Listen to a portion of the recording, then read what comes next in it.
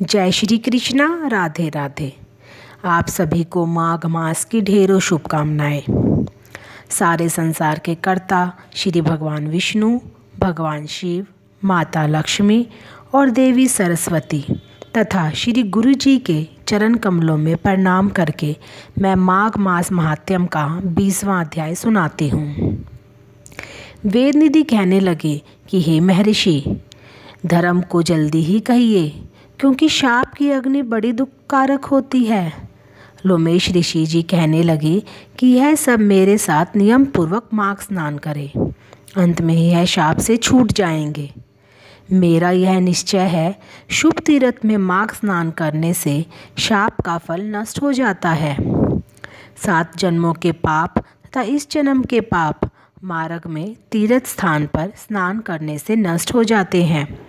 वह मनुष्य धन्य है जो माघ मास में स्नान करते हैं, दान देते हैं तथा व्रत और नियमों का पालन करते हैं, और दूसरे पुण्यों के क्षीण होने से मनुष्य स्वर्ग से वापस आ जाता है।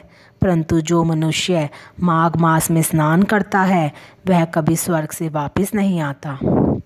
इससे बढ़कर कोई नियम, तप, दान, पवित्र और पाप नाशक नहीं है। यदि सारा मास स्नान करने में अशक्त हो तो 3 दिन ही स्नान करने से पापों का नाश होकर स्वर्ग प्राप्त होता है। चाहे धन का अभाव होने से थोड़ा ही दान करे, वह भी धनी और दीर्घायु और सुख संपन्न होता है। 5 दिन स्नान करने से चंद्रमा के सदृश शोभ्यमान होता है। इसलिए अपना कल्याण चाहने वालों को माघ मास में नदी, तालाब में स्नान करना चाहिए। माघ मास में स्नान करने वालों के नियम कहता हूँ। इस मास में एक ही समय भोजन करने का उपयोग करना चाहिए। भूमि पर सोना चाहिए। भगवान विष्णु की तीनों समय पूजा करनी चाहिए। भगवान से प्रार्थना करें कि हे देव, इस स्नान का मुझको यथोक्त फल दीजिए। ओम नमः भगवते वसुदेवाय मौन रहकर इस मंत्र का उच्चारण करें। फिर भगवान का स्मरण करें। जो मनुष्य श्री गंगा जी में माघ मास में स्नान करते हैं वे 4000 युग तक स्वर्ग में ही निवास करते हैं। जो कोई माघ मास में गंगा और यमुना का स्नान करता है वह प्रतिदिन 1000 स्वर्ण मुद्रा दान का फल प्राप्त करता है तथा 1000 कपिला गो के दान का फल पाता है। जो फल 100 वर्ष तक योगाभ्यास करने से मिलता है वही फल माघ मास में स्नान, दान, जप, तप तथा माघ मास की कथा सुनने से प्राप्त होता है।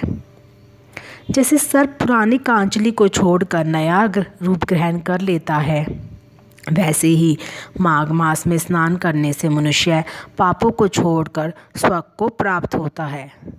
माघ मास स्नान करने वाले स्वयं तो स्वर्ग में जाते ही हैं, किंतु उनके माता और पिता दोनों के कुलों को भी स्वर्ग प्राप्त होता है। माघ मास में स्नान करने वाले दुराचारी और कुकर्मी मनुष्य भी पापों से मुक्त हो जाते हैं, और इस मास में हरि का पूजन करने वाले पाप समुदाय से छूटकर भगवान के सदृश शरीर वाले हो जाते हैं। यदि कोई आलस से भी माघ में स्नान करता है उसके भी सब पाप नष्ट हो जाते हैं। इस अछोद में स्नान करने से अवश्य ही मोक्ष की प्राप्ति होती है। राजसूय और अश्वमेघ यज्ञ से भी अधिक माघ मास स्नान से होता है। अतएव संपूर्ण पापों का सहज में ही नाश करने वाला माघ स्नान क्यों न किया जाए। विष्णु भगवान की आरती। ओम जय जगदीश हरे स्वामी, जय जगदीश हरे। भक्त जनों के संकट, दास जनों के संकट क्षण में दूर करे। ओम जय जगदीश हरे। जो ध्यावे फल पावे, दुख विन से मन का स्वामी, दुख विन से मन का। सुख संपत्ति घर आवे, सुख संपत्ति घर आवे। कष्ट मिटे तन का, ओम जय जगदीश हरे। मात पिता तुम मेरे, शरण गहूँ मैं किसकी, स्वामी शरण गहूँ मैं किसकी। तुम बिन और न दूजा, प्रभु बिन और न दूजा, आस करूँ जिसकी। ओम जय जगदीश हरे।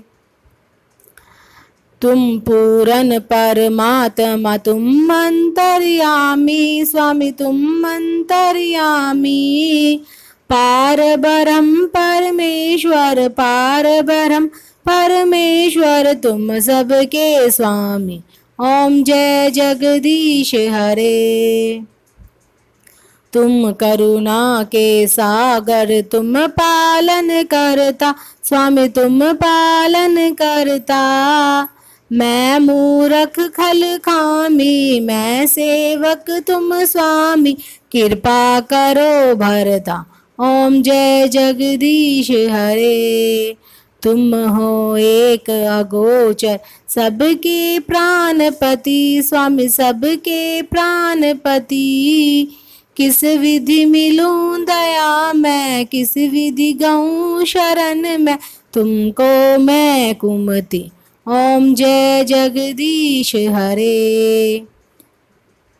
दीन बंधु दुख हरता, तुम ठाकुर मेरे, स्वामी तुम रक्षक मेरे।